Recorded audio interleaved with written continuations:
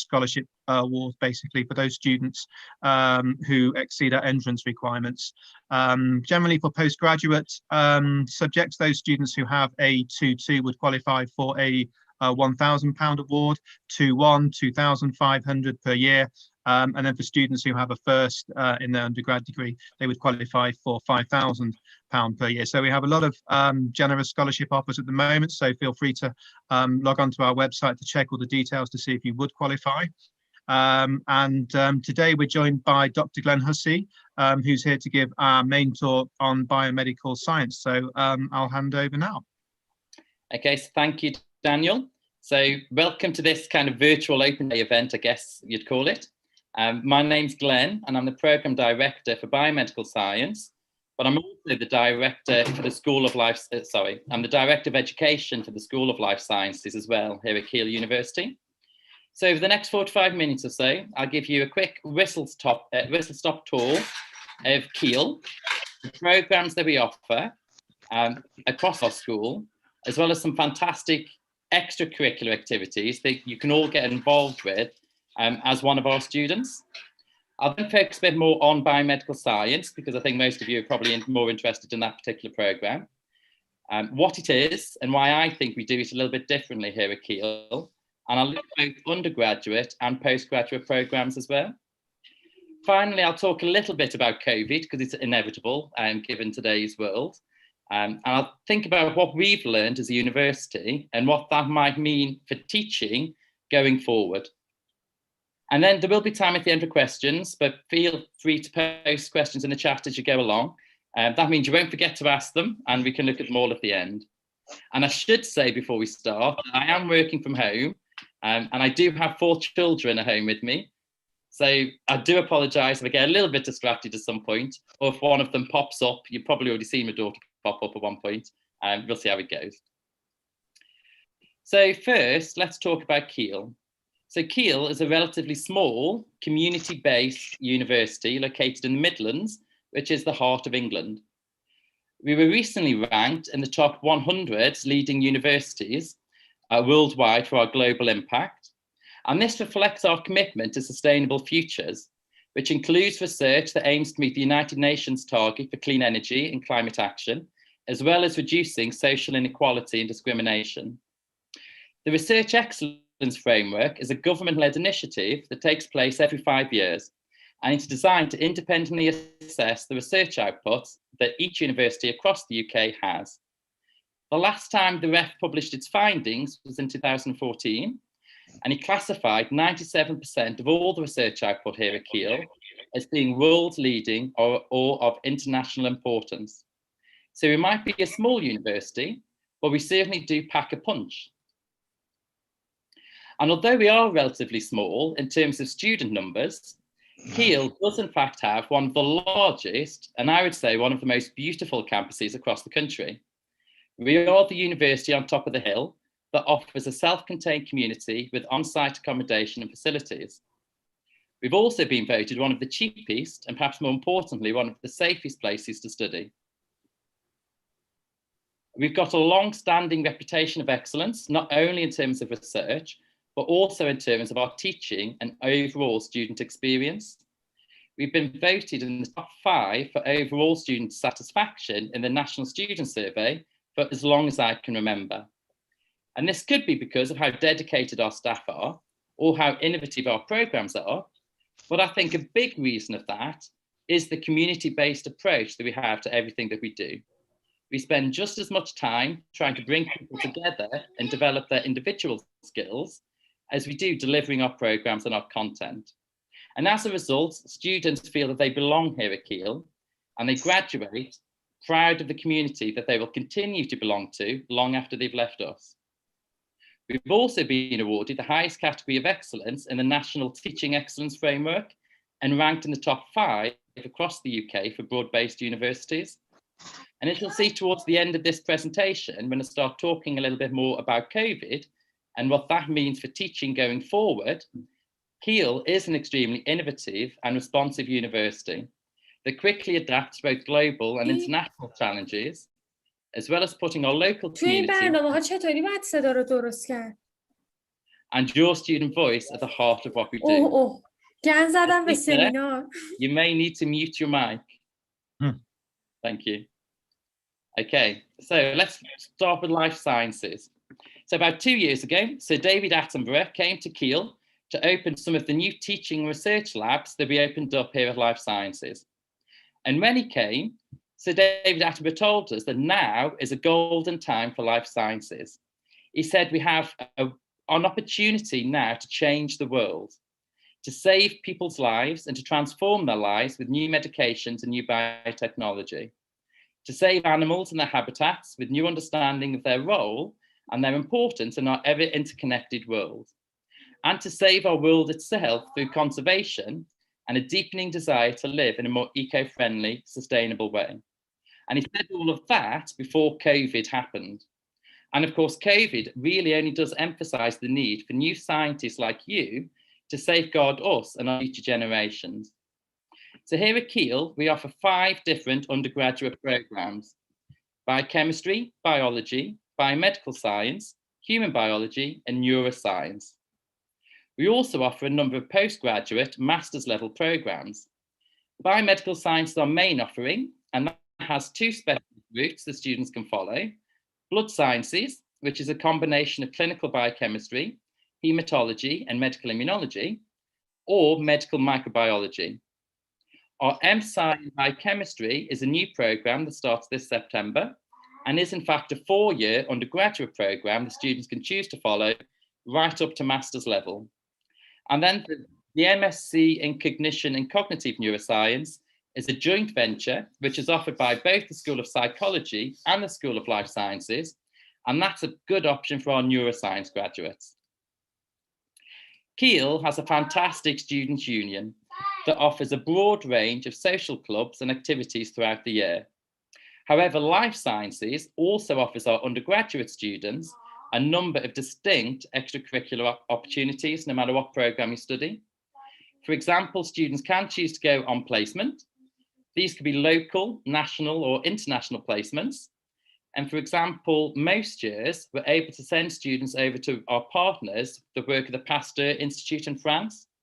And that's a place where a number of Nobel laureates have worked. And those placements usually last 6 to 12 months and take place between your 2nd year and 3rd year. If that seems like too big a commitment, but you really do want some real life experience, then we can also offer a number of secondments. These are much shorter placements that usually last between 1 and 2 months. Again, they could be local.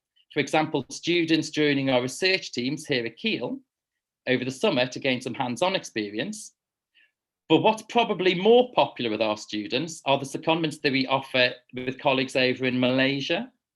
And this can involve, for example, biomedical science students traveling to Malaysia and joining research teams there as SANS Malays, designing new point-of-care diagnostic kits for various parasitic infections found in their local community.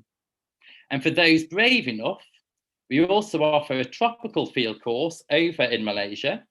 And this is more of a conservation and ecology experience, with students going on treks through the jungle and studying coastal habitats. Some of our students choose to study abroad for a little bit. This can either be as a single semester in your 2nd year, or as an entirely additional year in between your 2nd and 3rd year.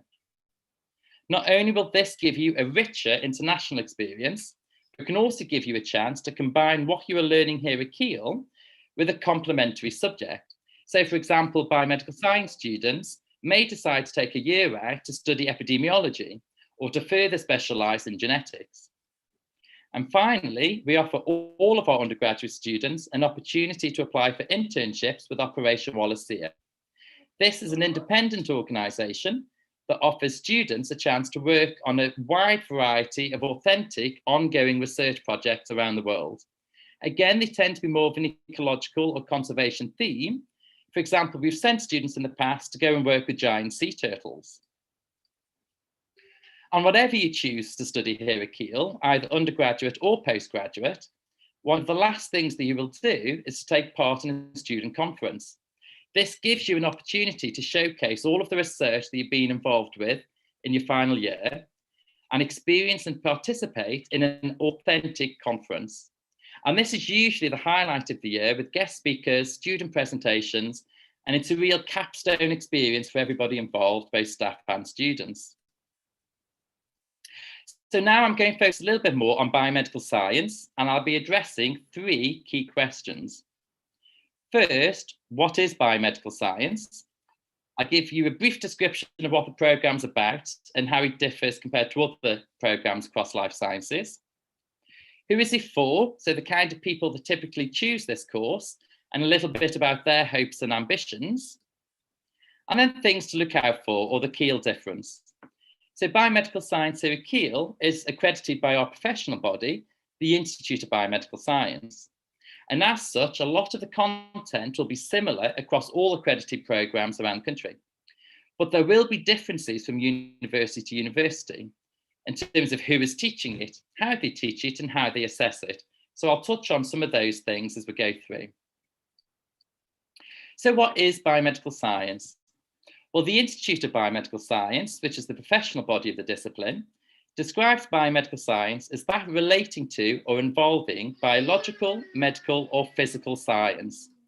We are the body scientists of the world. We consider the whole body and its organs right down to a cellular and molecular level. And we're particularly interested in why things sometimes go wrong. How does disease affect our body? And why are some people more at risk than others, etc. As practitioner biomedical scientists working in the hospital, we're particularly interested in analysing and monitoring patient health. So this means taking a whole range of different samples from patients to help us investigate disease. For example, this can involve applying tests to help us screen, diagnose, and monitor both disease progress and response to treatment. So this can include looking at cellular samples, which are individual cells, such as preparing, staining, and looking at cells presented in a gynecological smear test, seen at the bottom there. We could also be looking at organisms which invade our bodies, like bacteria or other parasites there at the top. Alternatively, we could look at tissue samples, such as biopsies, to investigate abnormal growths, to try to find out if they're cancerous or not. In this case, what we're actually looking at is a case of pemphigus vulgaris towards the bottom, which is an autoimmune disorder where the body attacks itself. And just above that is a common wart, albeit the patient left it a while before coming in for diagnosis. We can also look at a whole range of different bodily fluids. For example, blood, pus from your spots, cerebral spinal fluid, urine, and sweat. So why do we do this? Well, we do it to support the National Health Service as practitioners. And this really highlights the kind of skill set that we're trying to develop at the heart of our programme. Yes, biomedical scientists here at Keele will be trained in a wide range of scientific, data analytical, and theoretical skills. And typically, we scientists have a reputation of being those nerds who spend their time looking down a microscope or holding pipettes. And we certainly do a lot of that. But biomedical science shows us that those skills, those laboratory skills, aren't enough. We also have to have excellent communication skills, for example, because we need to know how to explain quite complex information to a whole range of different audiences, from subject specialists like medical consultants to the general public and vulnerable patients. We also need to be aware of public expectations for health delivery, and both the legal and ethical considerations when working with patients or when working in a research environment. We should never judge a book by its cover, no matter how tempting that might be. And in the same way, if we were to just rely on patient symptoms or patients telling us the truth about what's going on, that can be a bit awkward and can lead to incorrect judgments. Symptoms can sometimes take quite a long time to develop, and quite a bit of damage can already have been done by the time they manifest. And lots of different diseases present similar symptoms, and that can confuse a proper diagnosis. And then patients don't always tell us the truth. So, for example, asking an alcoholic how many drinks they've had. So what biomedical science allows us to do is to look below the surface at both a genetic and a molecular level. And by providing a more accurate picture of what's going on beneath the surface, we can screen for disease before symptoms actually develop. We can establish much earlier diagnoses, and we can provide more specific, tailored treatment strategies, for example, personalised medicine. So in a nutshell, biomedical science is a study of the human body. We first look at how the body should work, and then how disease affects us and how we exploit those differences between normal and abnormal for a variety of reasons. For example, to develop better diagnostic or screening assays, new research, treatment methods such as drugs or vaccines, etc. So we have a range of students that choose biomedical science for a whole range of different reasons. First, we have those students that are interested in the vocational aspects that I've been talking about. So there is a job in our country called the biomedical scientist, which is where people work in a clinical diagnostic laboratory, usually as part of our National Health Service. And that's a regulated profession, which requires specialised training by accredited courses, such as the one here at Keele.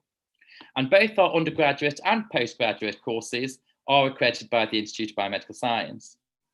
And we often have practitioners joining our programme, and our MSc programme, to help their career progression and promotion within the hospital. About 30% of our students are interested in research. So biomedical science is a hardcore science subject that develops a range of key skills such as problem solving, critical thinking, data analysis, and so on. That means that both our undergraduate and postgraduate programmes can help people begin their career in research, particularly if they're interested in health or diagnostic related areas. About 40% of our students are interested in biomedical science as a stepping stone into a different career, most notably medicine, but also dentistry, pharmacy, and occasionally veterinary science. And about 70 to 80% of all diagnoses in this country involve the work of a biomedical scientist, which makes our programme a great foundation into these additional careers. And then about 20% of our students are interested in other science-related careers, such as teaching in the private scientific industry. And we've seen over the last 18 months just how vital scientists are to our global community. About 10% of our students don't really know what they want to do when they graduate. And that would probably have described me best at the age of 18 as well. And I should say that many of our graduates are also highly sought after in non-science related professions too, for example, as data analysts or as accountants. And that really highlights the quality of the skills that we develop across our course. And here's just another quote from one of our students that I quite liked. It just amuses me to show you. So let's look at the course content. So we'll begin looking at the undergraduate course. So you can see here all of our core modules. So at level 4, we're very much about laying the foundations. So we're looking at how the body should normally work, assuming no prior knowledge of biology or chemistry. At level 5, we begin to look at disease models in more detail. And at level 6, students have more flexibility and independence as they begin working on their independent research projects and dissertations. Our bachelor's programme is accredited by the Institute of Biomedical Science, who dictate a large amount of the content that we've got to deliver. However, we package that content differently at Keele compared to most universities. Most universities have a discrete module for every lab that you would find in the hospital. So a biochemistry module, microbiology, histology, etc., etc. And some students might prefer that way of learning because you can actually learn how one lab works and then forget about it and move on to the next lab and so on and so forth.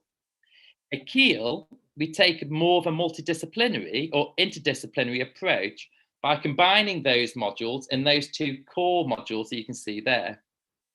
This can be a bit more difficult because we don't just teach you how each individual lab works, but we also teach you why it's important to consider how those different labs work together. We think this better reflects the real world, and as a practitioner myself, coming from the hospital, I can tell you that patients don't just go to one lab or another. And it's only when we consider the results of each of those different disciplines together that we can really begin to make sense of what's going on. So our approach can be a little bit more difficult, but also develops additional key skills that I know employers are looking for. And there's some of the optional modules we've got available as well. So the first thing you might notice around these optional modules is that there are no options at level 4. And that's to ensure that all students are given the same start to their degree and a firm grounding in their subject. You'll also note that there are only 4 modules at level 4. That's because we consolidated all of our modules a few years ago to reduce the assessment load across the first year and to make sure that we can really focus on those skills that we think are most important to employers and that enable our students to achieve the very best degree that they can. At level 5, we have a few limited options, but those options do say something about our school's specialist areas. So we've got human genetics, microviruses and parasites, and cell signalling that build on core material developed at level 4 for those students that want to specialise more. Professional relationships is a little bit peculiar, and that it's not a typical science module.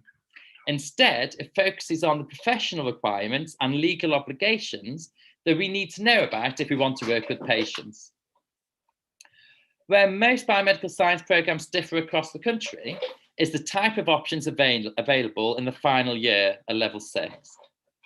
At Keele, we make use of other undergraduate programmes that we have on offer across the school to give our biomedical science students a chance to really specialise in subjects such as biochemistry or neuroscience, looking at modules like brain disease. And we collaborate with our friends in the School of Medicine and offer modules and things like biotechnology and regenerative medicine for those thinking about careers in those areas post-graduation. And we also make use of our speciality research areas to offer modules like advances in medicine or human parasitology. Our master's course in biomedical science has 2 specialist routes running through it. All students take the 15 credit core modules you can see there.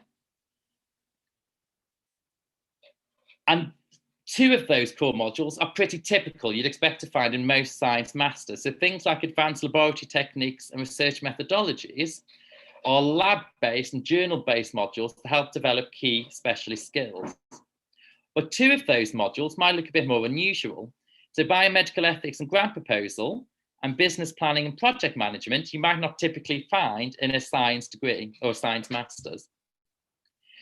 The reason we've included them is because we've spoken to quite a lot of different employers around the country, and we've asked them what they're looking for in a master's level graduate. And they all say the same thing, and that's around skill development. So at master's level, they're really looking for graduates who can lead a team or manage a scientific project. So those 2 modules are designed to develop those key skills whilst giving you an opportunity to undergo research in a scientific area of your choosing. And then, of course, our students will conduct a significant independent research project that accounts for about 1/3 of your entire programme. Alongside those core modules, students then choose one of 2 specialist areas, blood science or microbiology. In blood science, we're focusing on clinical biochemistry, hematology, and medical immunology. You'll not only learn about these vocational disciplines, but you'll also get a chance to meet practitioners like clinical scientists or medical consultants. The second area you could choose to study in is medical microbiology. These 30 credit modules also incorporate something called case-based learning across blood sciences and medical microbiology. Case-based learning is a specialised way of teaching that we've adopted from medicine, and it really does put students at the heart of their learning. So here, we'll organise students into groups of about 12 to 14, and we present them with a patient case. Each case has 3 sessions spread out over 3 weeks. And at first, students read through the case and think about what they already know. They share their ideas and they formulate their own learning outcomes. Each student then conducts their own research to address those learning outcomes.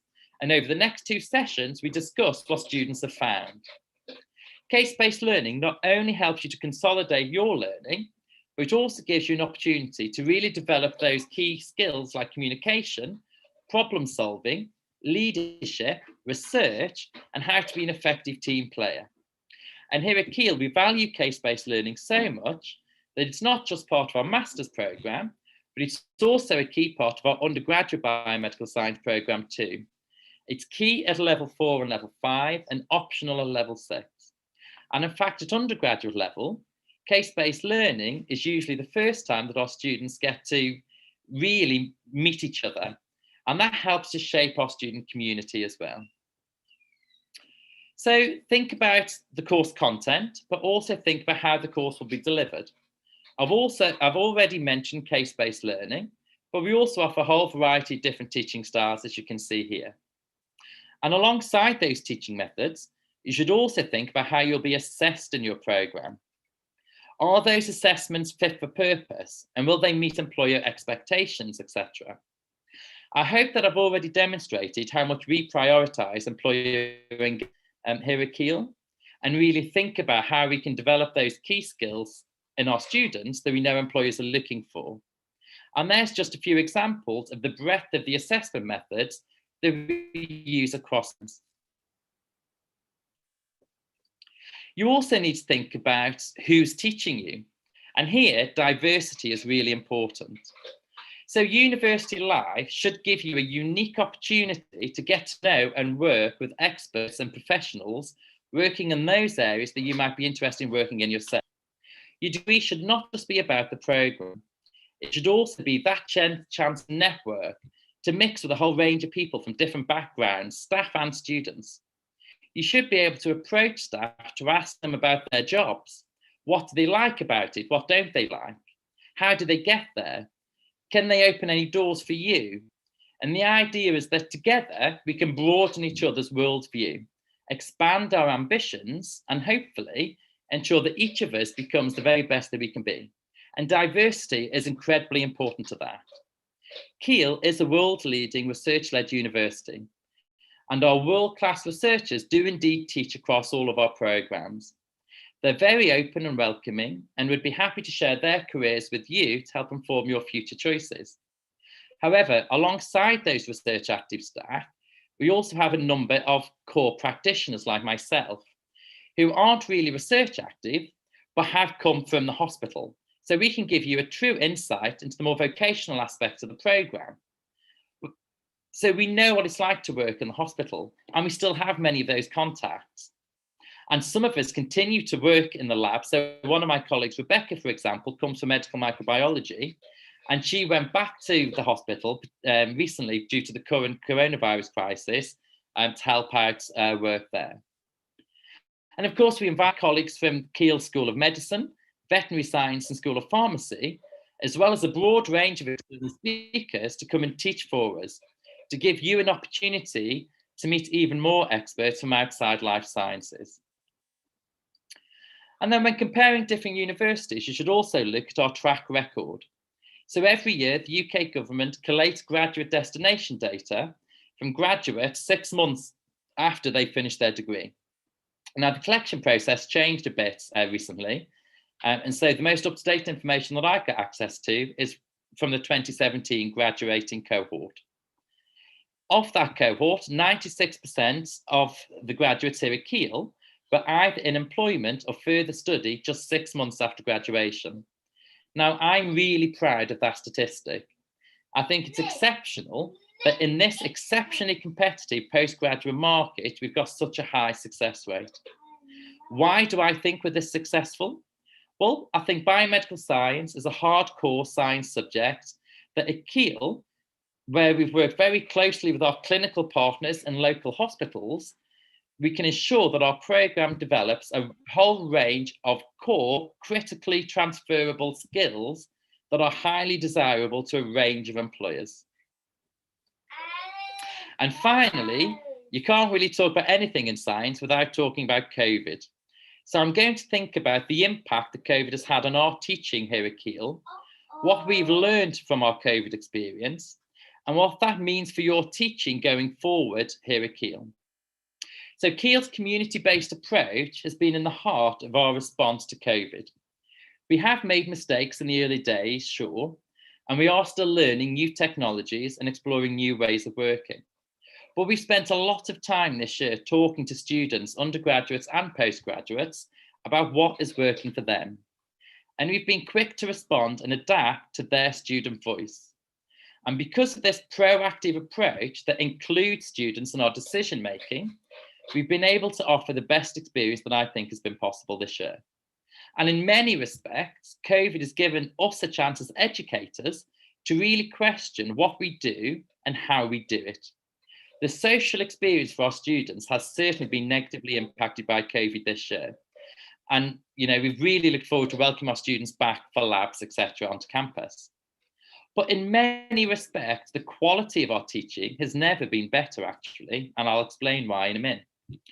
We've learned lots of lessons about what our role is as educators, what students expect from our programs, and how we can ensure that we give every student the best possible opportunity to succeed in the future. So we've divided our teaching into what we call asynchronous learning and live events. And this has meant we've been able to provide much more scaffolding and support for students than a typical lecture would have been able to deliver. So over the next few slides, I'll give you a few example screenshots from the kind of asynchronous material that I've put together to replace my more traditional lectures this year. And I present this using an interactive Microsoft Sway, which doesn't really work on Zoom. So I'm just using screenshots of that. So you'll have to use your imagination to think about what that might look like. This particular Sway is about the immune system and host defense. So at the beginning of the Sway, sorry, my son's making a few noises. So at the beginning of the Sway, I remind students to still work together, even though they're doing this at home. And I suggest ways that they can do this online. I can provide direct links to recommended reading that students just need to click on to take them to the relevant chapter of the textbook that they need to read. In this case, it's a specific chapter in an online textbook, but it could also be a good paper that's just being published site, or linked to previous material learned in a different module or a different level of study. I've broken my old lectures down into several smaller bite-sized videos, and I present them at different points throughout the Sway. So here are just 3 examples of the short 10 to 20 minute videos that I give to students instead of giving a 1 or 2 hour lecture. I also give students editable versions of the PowerPoint presentations that I use in these videos so that they can make their own notes as they go along. By breaking my lecture down into these more manageable bite-sized chunks, I can let students know which bits are just background material and which bits are really core to the module learning outcomes. This one, for example, or one of them at the bottom, it's all gone to pot. The one at the bottom there is actually just background material that brings things together. So I want students to watch the video, but they don't necessarily need to take notes of that. It's just helping get a visual impression of what's going on.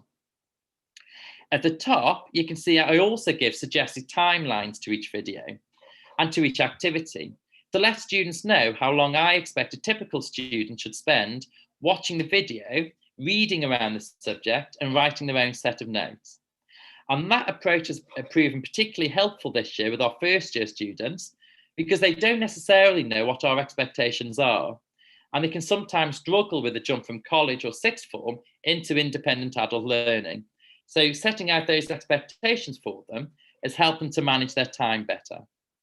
And then in the middle there, I also provide flashcards or key learning outcomes for each video, which will help students focus on what the main points in each video are.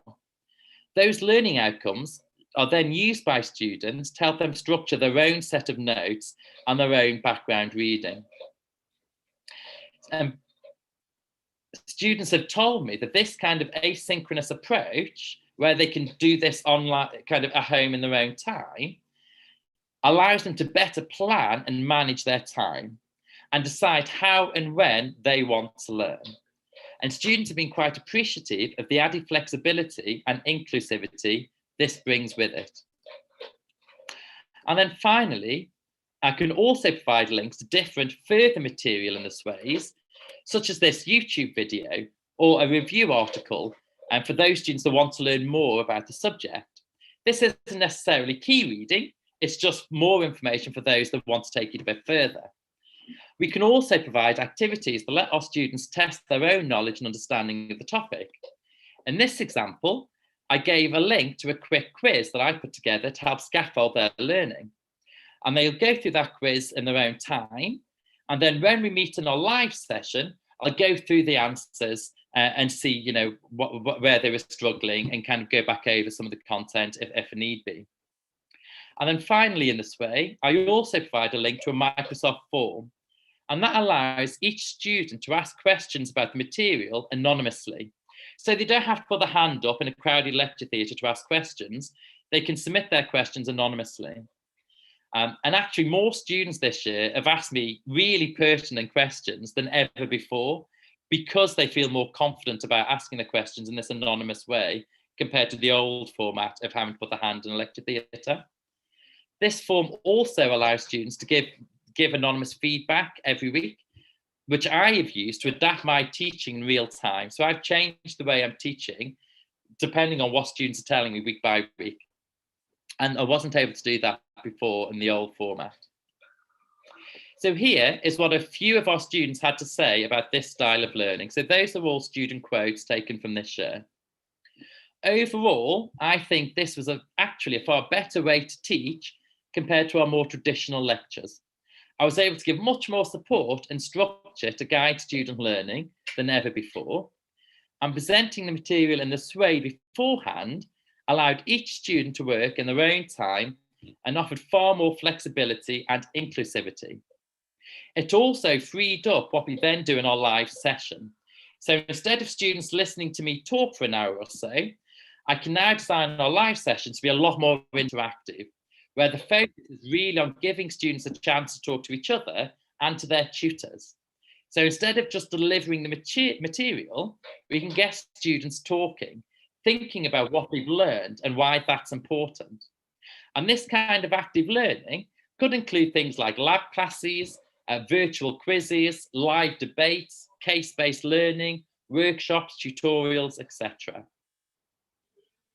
So COVID, sorry, my son's making a really odd noise. I'll just ignore him. COVID has also meant that we've changed quite a few other things as well that are now here to stay.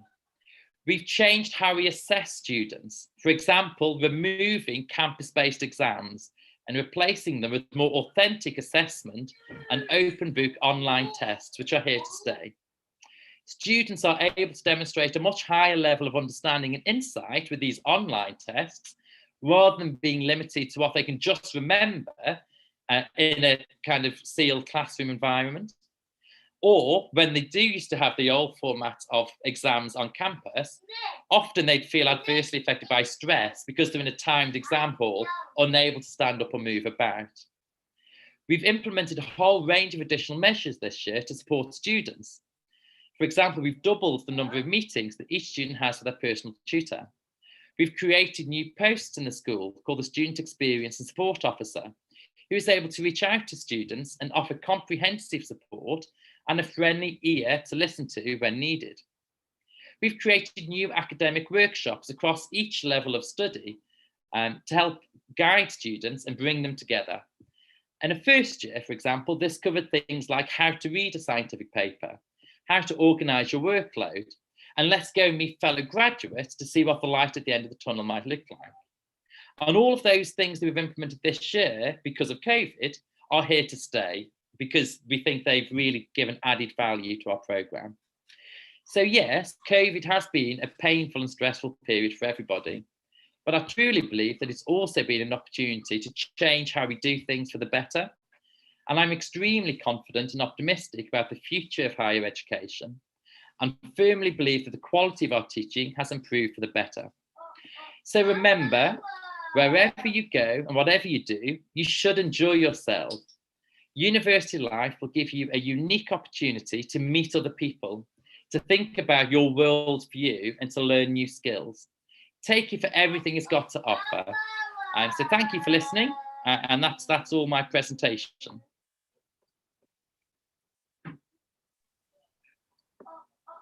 All right, let me know Okay. if you want to launch the poll now, or would you want to wait towards the end? Oh, we could do that now, maybe, if that's okay. Okay. All right. So everyone that's in the call, I will be launching a poll. There would be 3 questions with multiple choice answers. It's completely anonymous, so don't be shy to answer. And yeah. Let me know if you all can see it on your screen. I'm sorry, people who are watching us on YouTube. It's only for people that are in the Zoom call right now.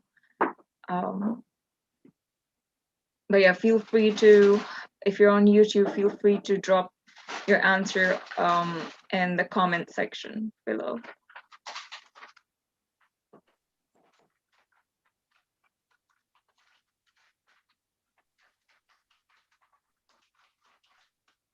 We have 2 more questions. So yeah, this is question number 1. Sarah's asking me on chat, so. Yeah, I've been getting quite a few questions. Some I've been responding to just individually, but yeah, quite a few questions have been coming through, so that's really good. But keep them coming through, and anything specific to the course, I'm sure Glenn would be able to help with that. So we can take some of those questions in a moment. All right, great. So I'll end this poll now, and these are the results. All right, on to question number 2. Are you confident in traveling to the UK for September courses?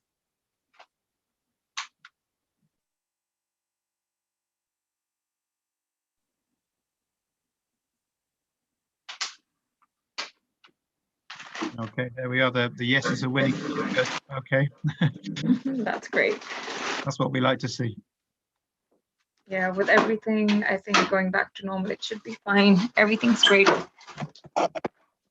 I will wait for a couple of more people to answer. Okay, Zara, Zara just messaged me directly saying, after September, I can be confident to go. Okay. All right. No worries. I'll end this poll now. We have mostly like the results are there. I don't know if, can you guys see the results? Okay, now you probably can. Yeah.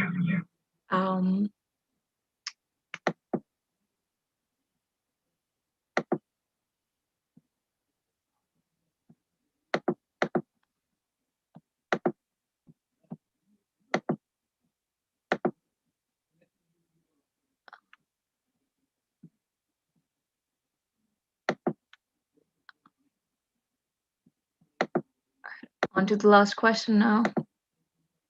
It's on your screen. If you were offered a vaccine in the UK, would you accept it?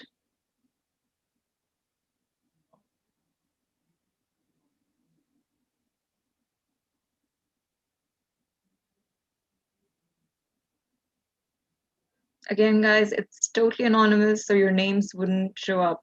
So feel free to answer. Wow. Oh, wait, this one's quite an obvious one, so I will just end the poll now and share the results. So it was 100% yes by 4 people. Alrighty, I guess these were the only questions, Danielle. Is there another question that I'm missing? Yeah, no, it was just those, but I'll just address, I know there's been a few questions coming through about the scholarship process. I mean, just to say they are automatically applied. Students don't have to necessarily apply for them specifically. So just to reiterate, we do have 2 types of scholarships. One is based on where you live. So there's a full list of countries on our website. So for example, I know we've got students in from India, Pakistan, so you will qualify for a developing countries scholarship. So that's aimed at students from middle income countries. So that's the first scholarship. The second is based on your academic results. So for example, if you have a first degree and you're looking for postgraduate study, then you would get a £5,000 award. Again, all the details are on our website, but there's two different types. I just clarify. One is based on where you live, your home country. The other is based on your academic results. But that's basically something that you can read all the details and everything that you need to know. It's all on our website. You could just search for Keele scholarships, basically, and that will give you more information. So, okay, shall we take a few questions then?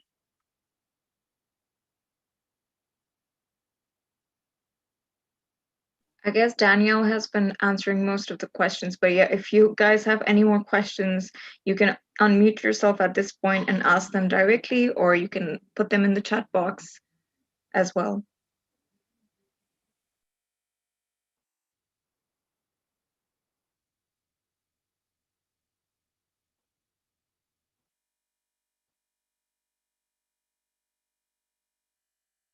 Hi, dear. I'm Zahra from Iraq. I have a question. I asked you about what department do you have in this university. You said medicine and blah, blah, blah. About medicine, do you mean only medicine or pharmacy and dentistry also? Thank you for your effort. So Keele has 3 faculties. It has the Faculty of Natural Science, the Faculty of Health and kind of health-related subjects, and the Faculty of Humanities. So across natural sciences, that's where life sciences is, and subjects like chemistry and psychology. In the Faculty of Medicine, that's where the School of Medicine is, but also the School of Pharmacy and those kind of health-related, like the School of Nursing. The School of Veterinary Science launched at Keele last year, and it was the first new veterinary school across the United Kingdom over the last 20 years or so, I think. And that's in the Faculty of Natural Sciences too. Does that help? Okay, thank you very much. You're welcome.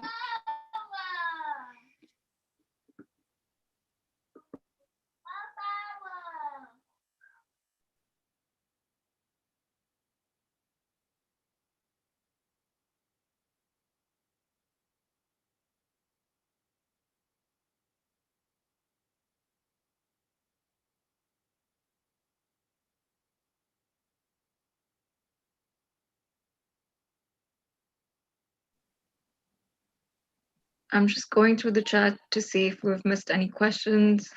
Sure. Are you doing the same, Daniel? Yeah, I think we've got most of them I've been through and sort of replied directly when they've just been addressed to me personally. Okay, that's great. I mean, if we don't have any questions, we can end this call. Anyone who is in this call, now is your time to take the opportunity to ask the wonderful representatives we have here today from Keele University. Should probably just mention as well that we do, majority of courses still have spaces for September.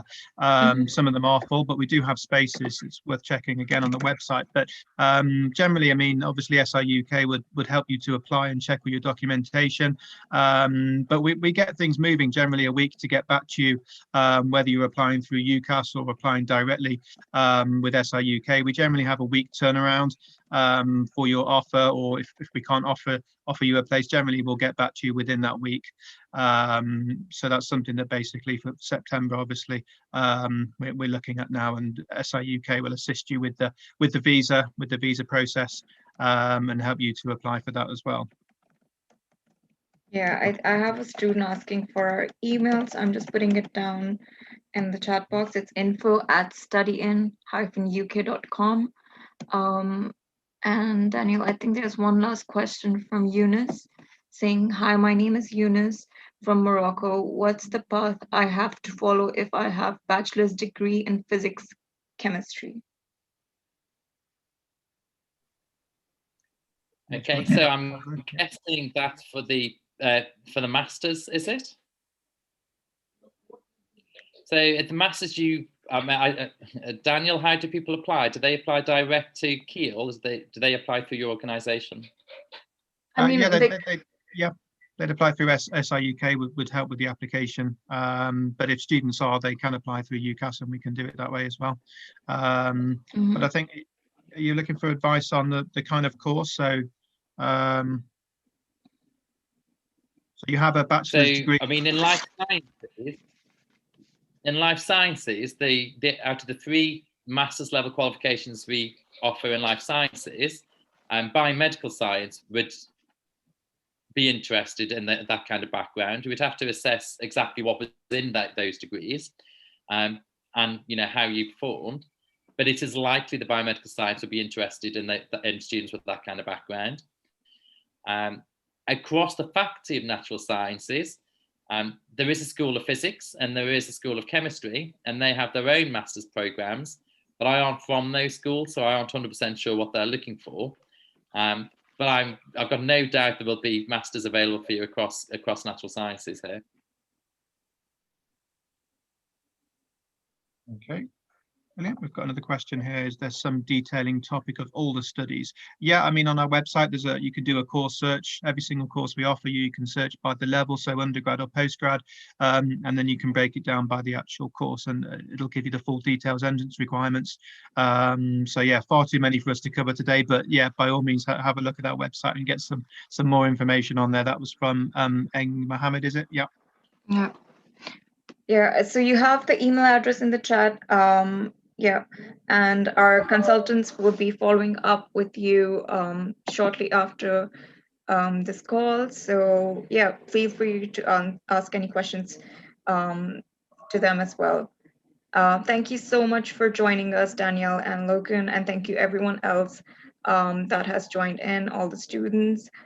This session is almost over now, so yeah, we'll let you go and we'll be in touch with you shortly. Okay, brilliant. Yeah, thank you everybody for joining us today. Hello. All right, have a great rest of your evening, everybody. I'll end this meeting now. Thank you. Thank you. Bye.